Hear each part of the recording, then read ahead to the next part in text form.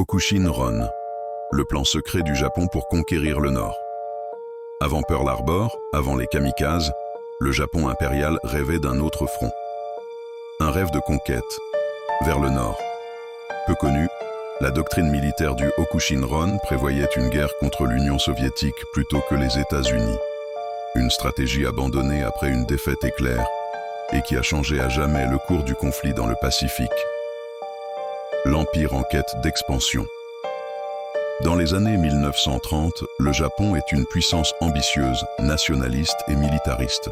Son économie dépend cruellement des ressources étrangères, pétrole, fer, caoutchouc. Et l'idée d'un espace vital asiatique prend forme, un peu comme le Lebensraum d'Hitler, mais version nippone. Deux doctrines s'opposent au sommet de l'armée japonaise.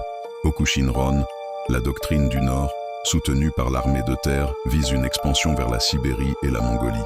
Nanshin-ron, la doctrine du Sud, soutenue par la marine impériale, vise les colonies occidentales du Pacifique et l'Asie du Sud-Est. Le rêve sibérien. Les partisans du Okushin-ron considèrent l'Union soviétique comme une cible naturelle.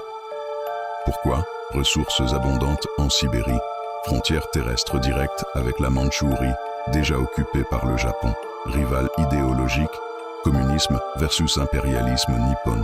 En 1938 et 1939, le Japon commence donc à tester la résistance soviétique avec une série d'accrochages frontaliers.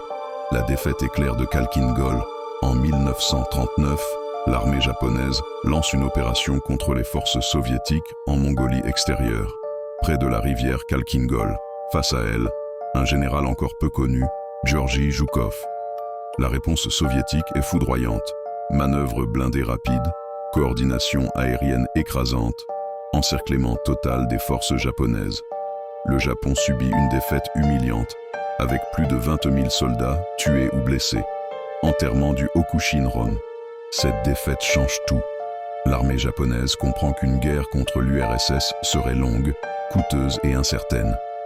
Résultat, le Okushin-ron est abandonné et la doctrine Nanshin-ron prend le dessus. Cette décision stratégique mène le Japon vers l'attaque de Pearl Harbor, 7 décembre 1941, la conquête de l'Asie du Sud-Est, la guerre contre les États-Unis, la Grande-Bretagne et les Pays-Bas.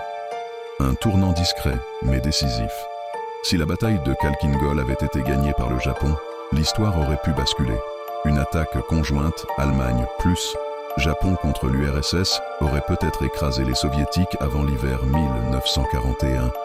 Mais l'enterrement du Okushin-ron a épargné Staline d'un second front et envoyé le Japon droit dans le piège américain.